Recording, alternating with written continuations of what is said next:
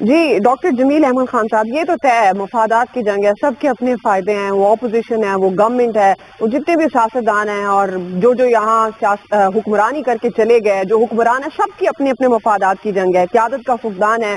آپ کے خیال میں اب یہ جو ساری سچویشن ہے اس وقت، ظاہرہ عمران خان صاحب تنقید کر رہے ہیں کہ ملک کے فیصلے باہر ہو رہے ہیں، لندن میں ہو رہے ہیں، آپ کو لگتا ہے کہ ہم مان لیتے ہیں لندن میں اہم فیصلوں کی اہمیت ہوگی، یہ جو سیاسی محاذرائی کی کیفیت ہے ان فیصلوں میں کے بعد آپ دیکھ رہے ہیں کہ کوئی گورنمنٹ کے پاس ایسی اسٹریٹجی ہے کہ اس کو کنٹرول کر سکے، ایک میز پر حکومت ہی پہل کر دے، دعوت دے دے، بیٹھ جائیں؟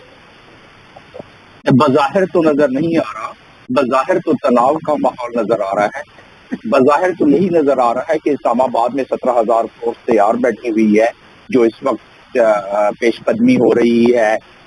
جلوس کی PTI کے۔ بظاہر تو یہ محسوس ہو رہا ہے، جو آج کے بیان سے بھی محسوس ہوتا ہے PDM کے اعلیٰ قیادت کے حوالے سے، کہ کوئی الیکشن کے معاملے میں کوئی جھول نہیں آئے گی اور الیکشن اپنے مقررہ وقت پر ہوں گے۔ بظاہر تو یہی نظر آتا ہے کہ عمران خان نے آج بھی اپنی تقریر میں کہا ہے کہ الیکشن کے بغیر بات نہیں ہوگی، اس سے ملتی جلتی گفتگو۔ تو بظاہر تو یہی نظر آ رہا ہے کہ عمران خان کہتے ہیں کہ مجھے اب کوئی سروکار نہیں، کوئی بھی آرمی چیف لگا دیا جائے۔ بظاہر تو یہی نظر آ رہا ہے کہ جو PDM ہے وہ کہتی ہے ہمارا آئینی حق ہے اور ہم آئینی حق کے مطابق اور اپنے آئینی طریقے سے ہم آرمی چیف لگائیں گے۔ بظاہر تو یہی نظر آ رہا ہے کہ عمران خان اپنے اس بات سے پیچھے نہیں ہٹنے والے کہ یہ چوروں کو مسلط کر دیا گیا ہے اور ہینڈلر کو چاہیے کہ اب کچھ کریں۔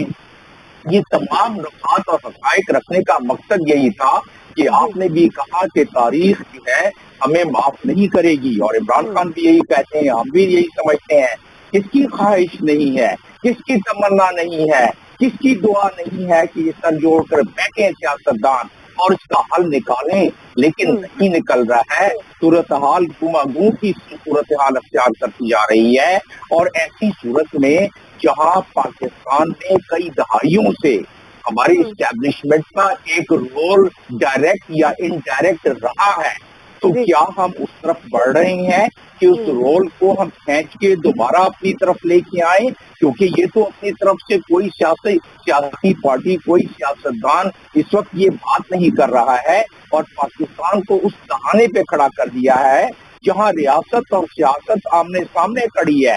آپ اور میں کیا کریں؟ ہم نے تو ریاست کے ساتھ کھڑے ہونا ہے، اور یہ تو تاریخ ابھی رقم ہو رہی ہے۔ اس تاریخ کو کہیں ایسا نہ ہو کہ اچھے الفاظ میں لوگ یاد نہ کریں، اور ہم اگر اب کچھ نہیں ہم نے کیا تو پھر جو صورتحال جو ہمارے دیوار پر دستک دے گی وہ ہوگی انارکی، اگر یہ معاملات کو کہیں نہیں سنبھالا گیا۔ تو لہٰذا میری توقع اور تمنا یہی ہے کہ اس سے پہلے کے تاریخ اسے بڑے غلط الفاظ میں یاد کرے، اور اس سے پہلے کے تاریخ اور سوشل میڈیا کو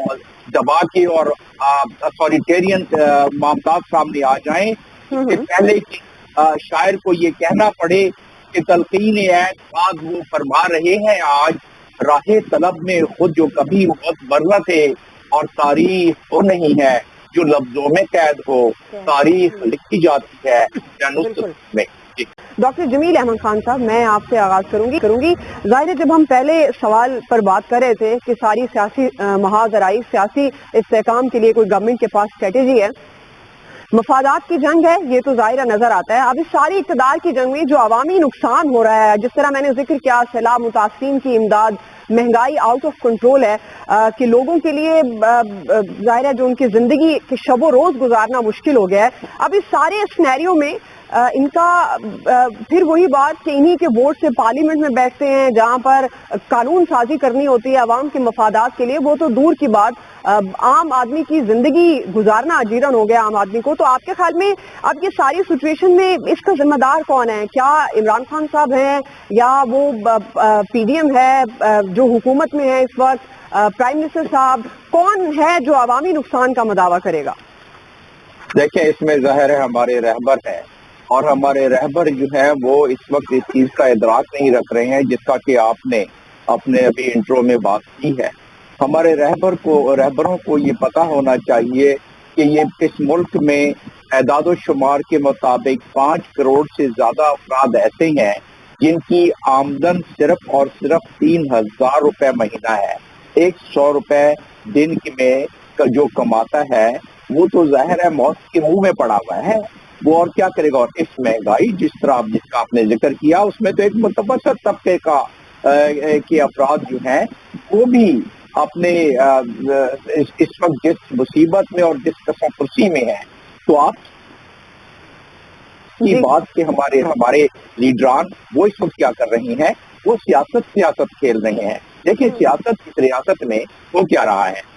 میں ہمارے تمام پینلسٹ موجود ہیں، مجھے بتائیں کہ سیاست یہ جب بھی ہم سیاستدانوں کی موجودہ یا چلے گئے جو ابھی 13 جماعتی ہے یا عمران خان ہے، اس میں سیاست ماں سوائے چند کے چھوڑ کے بلینئرز کا کھیل ہے۔ سیاست ایک انڈسٹری ہے، اور خاص طور پہ پچھلے ادوار میں، اور سیاست میں لوگ آتے اسی طریقے سے تھے کہ وہ منافع کمائیں، اس کو انڈسٹری سمجھ کے، اس کو خدمت سمجھ کے نہیں۔ اسی لیے آپ دیکھیں گی کہ خاص طور پہ کچن کیبنٹ چاہے وہ کوئی بھی پارٹی ہو، اس میں آپ کو بلینر سے کم کوئی شخص نظر نہیں آئے گا۔ اسی لیے ہم دیکھیں گے ماسوائے چند ایک آدھ پارٹی کے اور ایک آدھ مثالوں کے، آپ کو متوسط طبقے کا یا غریب گھرانے کا کوئی نمائندہ نظر نہیں آئے گا۔ تو لہذا جس ریاست میں نمائندگی غریبوں کی نہ ہو، جس ریاست میں اسٹنٹڈ چلڈرن،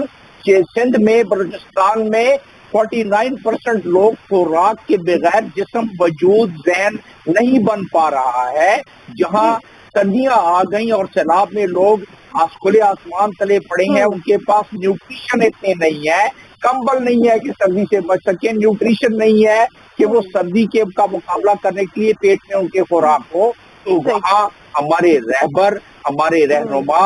وہ اگر ایک قدم پیچھے لے کے ایک دوسرے سے بات کر کے ہماری اسٹیبلشمنٹ اگر یہ نہیں کریں گے تو یہ ریلا ہمیں بہا کے لے جائے گا، اور یہ پورے کے پورے پھر ہاتھ ملتے رہیں گے، نہ ادارے ہوں گے نہ کچھ اور ہوگا۔ لہذا اس وقت سے ڈریں، اس وقت سے بچیں، اگر ہم نہیں بچیں گے اس وقت سے تو پھر مصیبت بن جائے گی ہماری۔ جی ڈاکٹر جمیل احمد خان صاحب۔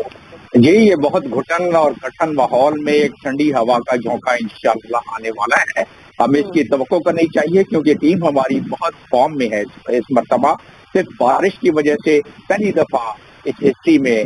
شاید ہمیں یہ شیئر کرنا پڑ جائے، ورنہ ہمیں بڑی قوی امید ہے کہ اس گھٹن کے ماحول میں ہمیں کل کو اچھی خبر ملے گی ہمیں، اور ہم اس کو خوشیاں منا سکیں گے، شادیاں بجا سکیں گے۔